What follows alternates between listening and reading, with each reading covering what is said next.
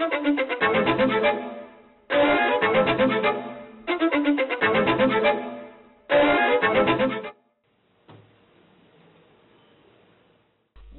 Oro had no idea he was HIV positive until October this year, when a medical check showed that his CD4 count was down to 9. Oro said he has always tested negative, though he suspects he might have contracted HIV in 2009. I had a cat because I had watched the clothes and I had a cat around here. So after, then they called me, head of science, there is a boy dying there. So I rushed to give him first aid.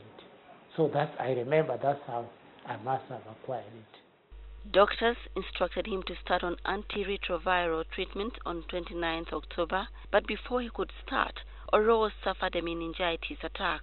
It begins from here, follows, and then gets me from here. Then comes on this side.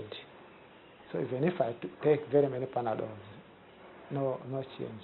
I use the rub to reduce the pain, no change. So now that doctor referred me to Mulago Hospital. So meningitis is an infection of the layer surrounding the brain. And so that gives you the headaches. Somebody doesn't want to look into light because they have a lot of pain. That gives you, and then the lining of the spinal cord and the lining of the brain all sort of get infected. And so somebody complains of neck pain or neck stiffness.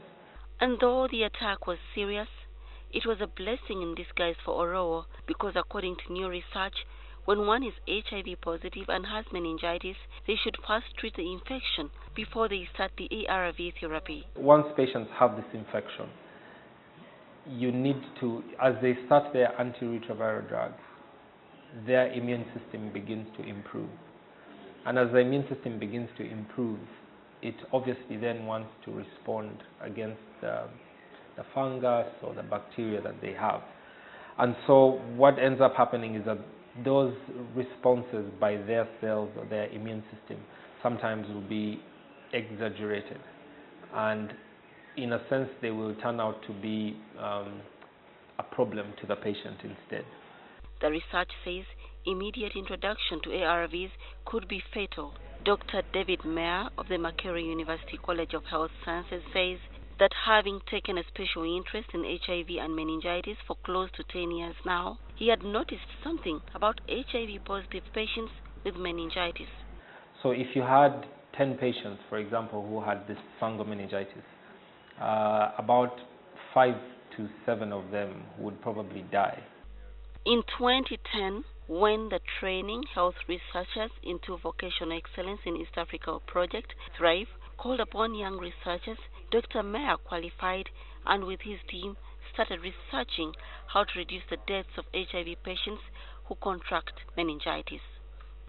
And so in this clinical trial that was in Barara, Mulago, and another site in Cape Town, we planned to enroll 500 patients who had come in with cryptococcal meningitis.